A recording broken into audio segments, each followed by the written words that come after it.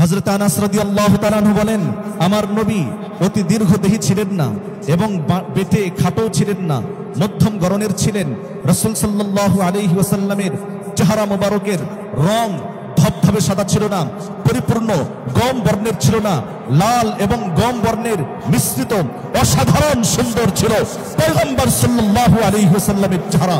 হযরত আনাস বলেন, নবী আলাইহিস সালাতু ওয়াসসালামের চুল মোবারক, পাপড়ি মোবারক পরিপূর্ণ আপনার পাকানো ছিল না, একেবারে সোজাও ছিল না, বরং কানা রাজিলা শারি, রাসূল সাল্লাল্লাহু আলাইহি ওয়াসাল্লামের চুল মোবারক ছিল হালকা কুকরানো, হালকা বাঁকানো, ঈষৎ পাপড়ি নবী আলাইহিস সালাতু ওয়াসসালামের মাথা মোবারকের মধ্যে ছিল। হযরত আনাস রাদিয়াল্লাহু তাআলা আনহুকে যদি আমরা জিজ্ঞেস করি, খাদেমে রাসূল আপনি কি নবীজির আরো বর্ণনা দিতে পারেন? তিনি বলেন, হ্যাঁ আমি আমার নবীর আরো বর্ণনা দিতে পারি। কানা রাবআতাম মিনাল কওম আযহারুল লাউন হাসানুল ওয়াজহি, নবী আলাইহিস সালাতু ওয়াসসালাম অতি উজ্জ্বল ছিলেন, আকর্ষণীয় ফর্সা ছিলেন। হযরত আনাস রাদিয়াল্লাহু তাআলা আনহুকে যদি আবার জিজ্ঞাসা করা হয়, আপনি কি নবীজির সৌন্দর্যতার বর্ণনা দিতে পারেন কিনা? তিনি বলেন, হ্যাঁ আমি আমার নবীজিকে বলতে শুনেছি, আখি ইউসুফ সাবিহুন ওয়া আনা মালিহুন, ইউসুফ আলাইহিস সালাম হচ্ছেন ফর্সা, আমি হলাম আকর্ষণীয় সুন্দর। রাসূলুল্লাহ সাল্লাল্লাহু আলাইহি ওয়াসাল্লামের কামালাত সম্পর্কে, নবীজির গুণাবলী সম্পর্কে আমরা বিভিন্ন সময় আলোচনা শুনে থাকি। রাসূল সাল্লাল্লাহু আলাইহি ওয়াসাল্লামের জামাল বা জাহিরি সুরত, আকৃতি, অবয়ব, এটাও মানুষের বর্ণনাতীত। ইমাম কুরতুবী রহমতুল্লাহি আলাইহি তিনি তার বিশ্বনন্দিত কিতাবে রচনা করেছেন, লিখেছেন, আল্লাহ তাআলা যেমন তার সৌন্দর্যতাকে পৃথিবীতে প্রকাশ করেননি, মানুষ এটা গ্রহণ করতে পারবে না, মানুষের মধ্যে সে সক্ষমতা নেই, সেজন্য ঠিক এমনিভাবে মানুষের চোখে দৃষ্টিশক্তিতে এতটুকু শক্তি এবং সামর্থ্য, যোগ্যতা নেই যে তারা নবী আলাইহিস সালাতু ওয়াসসালামের পূর্ণ সৌন্দর্যতা অবলোকন করতে পারে। এজন্য আল্লাহ তাআলা তার প্রিয় হাবিব সাল্লাল্লাহু আলাইহি ওয়াসাল্লামের চেহারার সৌন্দর্যতাকে পরিপূর্ণভাবে প্রকাশ করেননি। এজন্যই আমরা বলতে পারি, আল্লাহর রাসূল সাল্লাল্লাহু আলাইহি ওয়াসাল্লামের বাহ্যিক সৌন্দর্যতার পরিপূর্ণ বিবরণ কোনো কবি তার কাব্যের মাধ্যমে, কোনো লেখক তার লেখনের মাধ্যমে, কোনো রচনাকারী তার রচনার মাধ্যমে, কোনো বক্তা তার বক্তৃতার মাধ্যমে, কোনো কলমধারী তার কলমের মাধ্যমে পৃথিবীর কেউই রাসূল সাল্লাল্লাহু আলাইহি ওয়াসাল্লামের পূর্ণ সৌন্দর্যতা বর্ণনা করতে পারে না। ছোট্ট একটা যুক্তি হলো, পৃথিবীতে কোনো শিল্পী যদি তার কোনো শিল্প প্রকাশ করে, শিল্পীর যত যোগ্যতা, তার যত জ্ঞান, গরিমা, দক্ষতা এবং উন্নত রুচিশীল, দক্ষ, বিজ্ঞ, অভিজ্ঞ শিল্পী তার শিল্পের মাধ্যমে সেটা প্রকাশ করতে পারে। শিল্পই শিল্পীর রুচি এবং বিজ্ঞ অভিজ্ঞতাকে প্রকাশ করে। আমরা জানি আল্লাহ রাব্বুল আলামিন আলিম, আর কেউ আলিম না। আল্লাহ তাআলা হাকিম, আর কেউ হাকিম না। আল্লাহ রাব্বুল আলামিনের রুচি, তিনি তো রুচির উৎস এবং সৃষ্টিকারী। তিনি যখন তার প্রিয় হাবিব সাল্লাল্লাহু আলাইহি ওয়াসাল্লামকে সৃষ্টি করেছেন, নিজের পূর্ণ শিল্প দিয়ে, পরিপূর্ণ রুচি দিয়ে, ভালোবাসা এবং মহব্বত দিয়ে তার নবীকে সৃষ্টি করেছেন। সঙ্গত কারণেই তার সৌন্দর্যের, তার বাহ্যিক আকর্ষণ এতটাই বেশি হওয়ার কথা যা আমাদের কল্পনারও ঊর্ধ্বে। এজন্য শেখ সাদি রহমতুল্লাহি আলাইহি যথার্থই বলেছেন, বালাগাল উলা বিকামালিহি কাশাফাত দুজা বিজামালিহি হাসুনাত জামিউ খিসালিহি সাল্লু আলাইহি ওয়া আলিহি। নবীজির চেহারার সৌন্দর্যতার কারণে, নবীজির চেহারার ঝলকের কারণে রাতের অন্ধকার পর্যন্ত দূরীভূত হয়। আম্মা জান আয়েশা সিদ্দিকা রাদিয়াল্লাহু তাআলা আনহা সে কথাটি বলেছেন, লানা শামসুন ওয়ালিল আফাকি শামসুন ওয়া শামসি খায়রুম মিন শামসিস সামাই ওয়া শামসুন নাসি তাতলুউ বা'দাল ফাজরি ওয়া শামসি তাতলুউ বা'দাল ইশাই। হযরত জাবির ইবনে সামুরা রাদিয়াল্লাহু তাআলা আনহু রাসূল সাল্লাল্লাহু আলাইহি ওয়াসাল্লামের সৌন্দর্যতা বর্ণনা করতে গিয়ে বলেন, রাআইতু রাসূলুল্লাহ সাল্লাল্লাহু আলাইহি ওয়াসাল্লাম ফি লাইলাতিন ইদহিয়ানিন, আমি নবীজিকে পূর্ণিমার চাঁদে রাসূল সাল্লাল্লাহু আলাইহি ওয়াসাল্লামকে দেখেছি। ফাজআলতু আনজুরু ইলা রাসূলিল্লাহ সাল্লাল্লাহু আলাইহি ওয়াসাল্লাম ওয়া ইলাল কমার, আমি বারবার চাঁদের দিকে দেখছিলাম আর নবীজির নূরানী চেহারার দিকে দেখছিলাম। ফালা হুয়া আহসানু ইনদি মিনাল কমার, আমার হৃদয়ের গভীর থেকে চূড়ান্ত সাক্ষ্য বের হয়েছে, নবীজির চেহারার সৌন্দর্যতার কাছে পৃথিবীর সব সৌন্দর্যতা ম্লান হয়ে যাবে। এ হলো রাসূল সাল্লাল্লাহু আলাইহি ওয়াসাল্লামের সৌন্দর্যতা। আমরা যদি আমাদের একজন ইমামুল হাদিস ইমাম আবু ঈসা মুহাম্মদ ইবনে ঈসা ইবনে সাওরাত আত-তিরমিজি রাহিমাহুল্লাহকে যদি জিজ্ঞাসা করি, আপনি কি রাসূল সাল্লাল্লাহু আলাইহি ওয়াসাল্লামের সৌন্দর্যতার বিবরণ দিতে পারেন? ইমাম তিরমিজি রাহমাতুল্লাহ আলাইহি বলবেন, হ্যাঁ আমি পারি।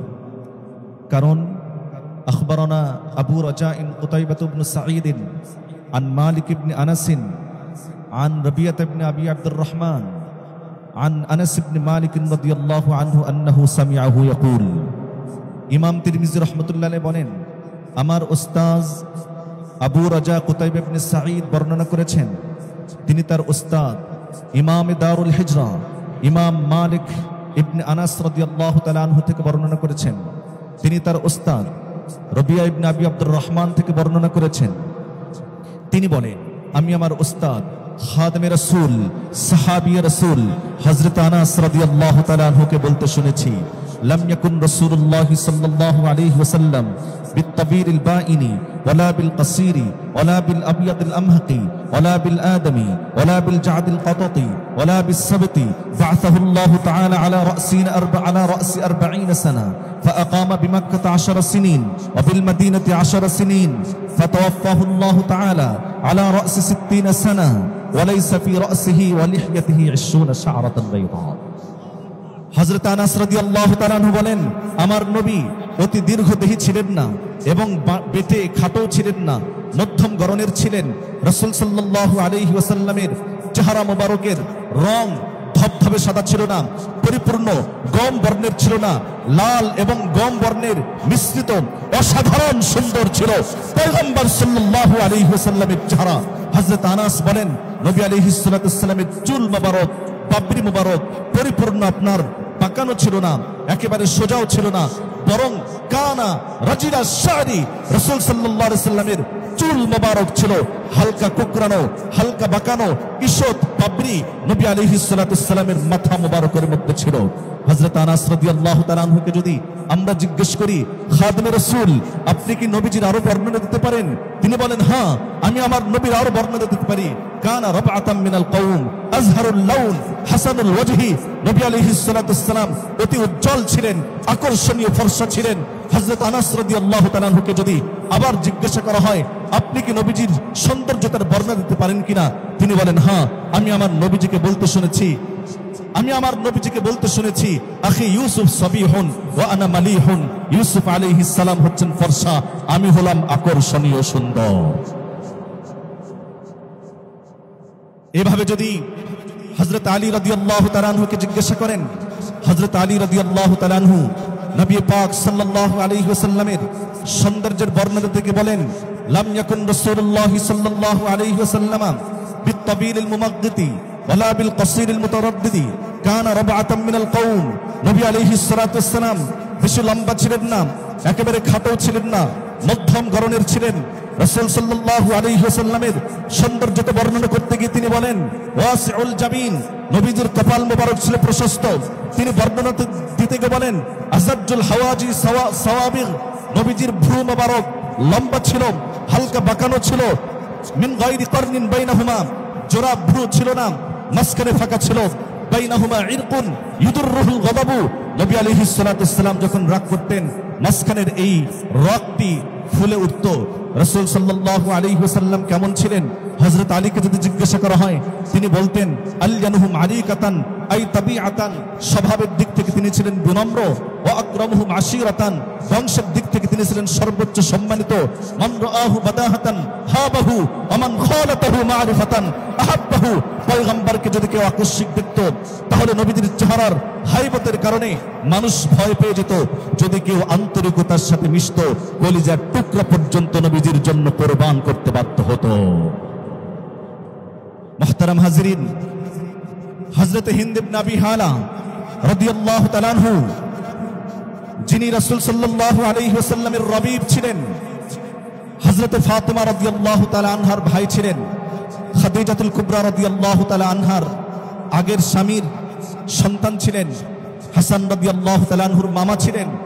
হযরত হাসান হিন্দ ইবনে আবি হালাকে বলেন, আমাকে একটু আমার নবীজি সম্পর্কে বর্ণনা করুন। সাহাবী রাসূল হযরত হিন্দ ইবনে আবি হালা রাদিয়াল্লাহু তাআলা আনহু রাসূল সাল্লাল্লাহু আলাইহি ওয়াসাল্লামের অসাধারণ সৌন্দর্যতা বর্ণনা করতে গিয়ে বলেন, ইয়াতালাউ ওয়াজহুহু তালালু আল কমারি লাইলাতাল বদরি, পূর্ণিমার চাঁদ, চাঁদের সূর্য যেমন আলোকোজ্জ্বল, রাসূল সাল্লাল্লাহু আলাইহি ওয়াসাল্লামের চেহারা থেকে তেমন আলোকচ্ছটা ছড়িয়ে পড়তে চারদিকে। হযরতে হিন্দ ইবনে আবি হালা রাদিয়াল্লাহু তাআলা আনহু রাসূল সাল্লাল্লাহু আলাইহি ওয়াসাল্লামের সৌন্দর্যতা বর্ণনা করতে গিয়ে বলেন, রাসূল সাল্লাল্লাহু আলাইহি ওয়াসাল্লামের গাল মোবারক ছিল সাহলুল খদ্দাইন, চোখ মোবারক ছিল আশকালুল আইন, চোখে টানা টানা চোখ ছিল, গাল মোবারক ছিল নরম কোমল ছিল। নবী আলাইহিস সালাতু ওয়াসসালামের দাঁত মোবারক সম্পর্কে বলেন, মুফাল্লাজুল আসনান, সামনের দাঁতের মাঝখানে হালকা হালকা একটু একটু ফাঁকা ছিল। আব্দুল্লাহ ইবনে আব্বাস রাদিয়াল্লাহু তাআলা আনহু বলেন, আফলাজুস সানিয়াতাইন, নবীজির দাঁতের মাঝখানে সামনের দাঁতগুলোর মাঝে হালকা একটু ফাঁকা ছিল। ইযা তাকাল্লামা রুইয়া কান-নূর ইয়াখরুজু মিন বাইনি সানায়াহু, পয়গম্বর যখন কথা বলতেন তখন মনে হতো যেন মাঝখানের সামনের দাঁতের হালকা ফাঁক জায়গা থেকে এক নূর বেরিয়ে পড়ছে।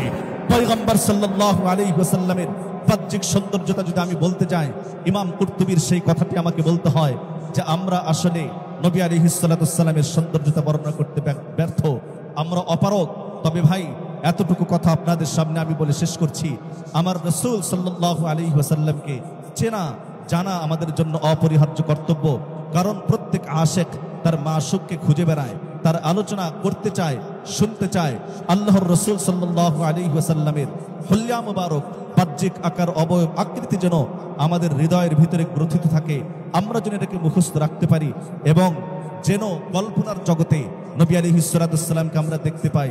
সর্বোপরি সর্বশেষ আখিরি দরখাস্ত করছি, মহান রব্বে কারীমের আলিশান দরবারে আমরা আপনার নবীকে দেখি নাই, ওগো আল্লাহ, তবে আপনার কাছে আবেদন, জীবনে একবার হলেও স্বপ্নযোগে হলেও রাসূল সাল্লাল্লাহু আলাইহি ওয়াসাল্লামের নূরানী চেহারা আমাদেরকে দেখার তৌফিক দান করেন। যাদেরকে এই সৌভাগ্য দিয়েছেন আপনি তাদেরকে বারবার এই সৌভাগ্য নসিব করেন, আমিন।